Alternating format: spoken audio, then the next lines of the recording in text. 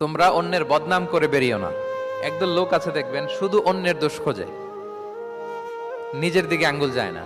কিন্তু এইভাবে আরেকজনের দিকে আঙ্গুল দিলে যে তিনটা আঙ্গুল নিজের দিকে যায় এটা আবার ভুলে যায়। কাউকে যদি আমি এরকম করি, আমার দিকে কয় আঙ্গুল বলেন?